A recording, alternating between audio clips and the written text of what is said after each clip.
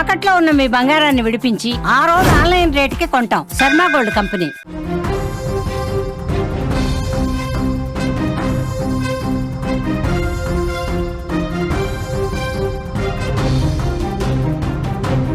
బంగాళాఖాతంలో అల్పపీడనం ఏర్పడింది. తెలంగాణలో పలు జిల్లాలకు ఎల్లో అలర్ట్.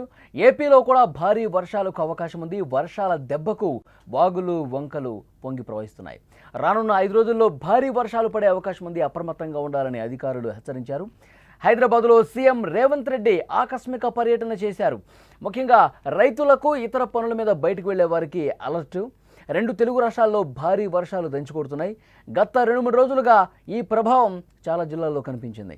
ముఖ్యంగా పశ్చిమ మధ్య బంగాళాఖాతంలో అల్పపీడనం ఏర్పడే అవకాశం కూడా ఉండటంతో రాబోయే రోజుల్లో వర్షాలు మరింత సమృద్ధిగా కురిసే అవకాశం ఉందని వాతావరణ శాఖ హెచ్చరిస్తోంది.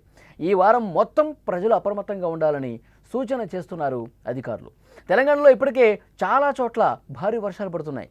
హైదరాబాద్ సహా ఆదిలాబాద్, కుమరంభీం, ఆసిఫాబాద్, కామారెడ్డి, మెదక్, సంగారెడ్డి, సిద్దిపేట, వికారాబాద్, యాదాద్రి, రంగారెడ్డి, మేడ్చల్ జిల్లాలకు ఎల్లో అలర్ట్ జారీ చేసింది వాతావరణ శాఖ.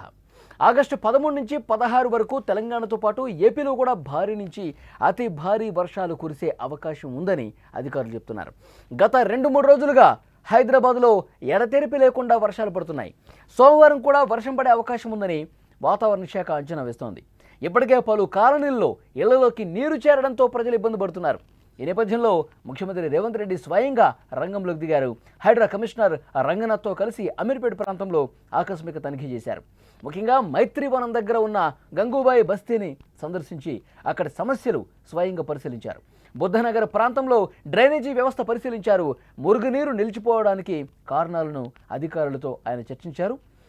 ఇక అక్కడ మనం స్క్రీన్లో కూడా విజువల్స్ చూస్తుంటే ఏ విధంగా లోతట్టు ప్రాంతాలు పూర్తిగా జలమయమైపోతున్నాయి, ప్రజలు ఏ విధంగా ఇబ్బంది పెడుతున్నారో స్వయంగా రంగంలోకి దిగి ముఖ్యమంత్రి రేవంత్ రెడ్డి ఆ బస్తీలో పర్యటన చేసి ప్రజల సమస్యలు తెలుసుకున్నారు. ఎక్కడైతే వాటర్ ఎక్కువగా నిలిచిపోతాయి, ఎక్కడైతే లోతట్టు ప్రాంతాలు పూర్తిగా నీట మునిగి ఇళ్లలోకి వాటర్ వచ్చేస్తున్నాయి, ఎక్కడైతే బస్తీలో ప్రజలు ఇబ్బంది పడుతున్నారో వాటన్నిటిని క్షుణ్ణంగా తెలుసుకున్నారు. ఈ వాటర్ ఎందుకు నిలిచిపోతుంది, ఎందుకు సాఫీగా పోలేకపోతుంది, ఎందుకు ఇక్కడ ఇబ్బంది ఏర్పడుతుంది, వీటిని సెటిలైట్ చేయడానికి ఏం చేయాలి, ఇవన్నీ కూడా అధికారులతో సమాచారం తెలుసుకుంటున్నారు. ఒకటన త్వరితగతిన ఈ సమస్య పరిష్కారం కావడానికి ఏం చేయాలన్న విషయాన్ని కూడా అధికారులతో ఆయన పంచుకున్నారు. అధికారులకి దిశానిర్దేశం చేశారు ముఖ్యమంత్రి రేవంత్ రెడ్డి. ఇక ఆంధ్రప్రదేశ్ విషయానికి వస్తే దక్షిణ కోస్తాంధ్ర మీదుగా ఉపరితల ఆవర్తనం కొనసాగుతోందని విపత్తుల నిర్వహణ సంస్థ పేర్కొంది. ఈ ప్రభావంతో ఈరోజు రేపు రాష్ట్రంలో పలుచోట్ల పిడుగులతో కూడిన తేలికపాటు నుంచి మోస్తరు వర్షాలు కురిసే అవకాశం ఉంది. వర్షాలు కురిసే సమయంలో చెట్ల కింద శిథిలావస్థలో ఉన్నటువంటి భవనాలు హోర్డింగ్స్ వద్ద ఉండకూడదని హెచ్చరించింది. బుధవారం నాటికి పశ్చిమ మధ్య బంగాళాఖాతంలో అల్పపీడనం ఏర్పడే అవకాశం ఉందని చెప్పింది. ఈ ప్రభావంతో బుధ గురువారాల్లో దక్షిణ కోస్తాలో మోస్తరు నుంచి భారీ వర్షాలు కురుస్తాయని చాలా స్పష్టంగా అధికారులు చెప్తా ఉన్నారు. నిన్న తెలంగాణ వ్యాప్తంగా భారీ వర్షం పడింది. నిర్మల్ జిల్లా అక్కాపూర్లో ఏకంగా 11.05 సెంటీమీటర్ల వర్షపాతం పడింది. అలాగే సూర్యాపేట జిల్లా ఫణిగిరిలో 8.93, ఆదిలాబాద్ జిల్లా ఇచ్చోడలో 7.28, వరంగల్ జిల్లా దుగ్గొండలో 6.70 సెంటీమీటర్ల వర్షం అక్కడ పడింది. ఇక చాలా చోట్ల రోడ్లు, వాగులు, వంతెనలు పొంగి పొర్లుతున్నాయి. గ్రామాల నుంచి జిల్లా కేంద్రాలకు రాకపోకలు పూర్తిగా నిలిచిపోయాయి. అత్యవసర వైద్య సహాయం అవసరమైనటువంటి గర్భిణీలు, దీర్ఘకాలిక రోగులు, అలాగే సరుకు రవాణా చేసే వారికి ఇది చాలా ఇబ్బందిగా మారింది. నేటి నుంచి రానున్న వారం రోజుల పాటు జాగ్రత్తగా ఉండాలని అధికారులు హెచ్చరించారు. అవసరమైతేనే బయటకు రావాలి.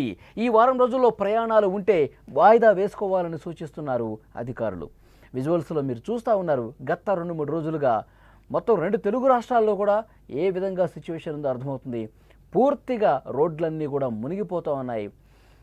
చాలా ప్రాంతాలు నీట మునిగిపోయి అక్కడ లోతట్టు ప్రాంతాల్లోకి వాటర్ వచ్చేసి అపార్ట్మెంట్లో ఇళ్లలో కూడా వాటర్ వచ్చేసి నరక యాతన చూశారు హైదరాబాద్ వాసులు. తెలంగాణ జిల్లాల్లో కూడా ప్రస్తుతం అలాంటి పరిస్థితులు కనిపిస్తున్నాయి. వాగులు వంకలు పొంగి ప్రవహిస్తున్నాయి. ఎందుకంటే ఏకబిగిన కొన్ని గంటల పాటు కురుస్తున్నటువంటి వర్షం వల్ల ఇలాంటి పరిస్థితి ఏర్పడింది. అక్కడ స్థానిక అధికార యంత్రాంగం ఎక్కడ ఎలాంటి ఇబ్బంది ఉన్నా వేగంగా స్పందిస్తూ ఉన్నారు. నిలిచిపోయిన వాటర్ని బయటకు పంపించేస్తూ ఉన్నారు. విజువల్స్లో కూడా చూస్తూ ఉన్నాం. అధికారులు అప్రమత్తంగా ఉన్నారు.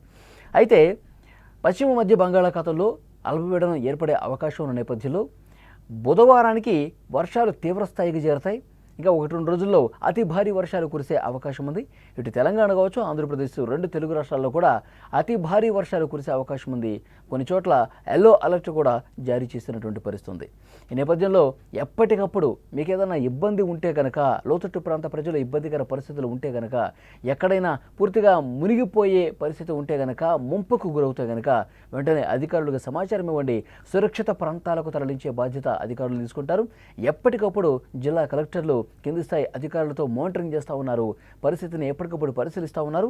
ఈ వారం చాలా కీలకమైనటువంటి వారంగా అధికారులు భావిస్తూ ఉన్నారు. ప్రభుత్వం అందుకు తగ్గ ఏర్పాట్లు కూడా చేస్తూ ఉన్నారు. ఎందుకంటే బుధవారం నుంచి మొదలుపెట్టి ఈ వారాంతం వరకు కూడా అతి భారీ వర్షాలు కురిసే అవకాశం ఉంది.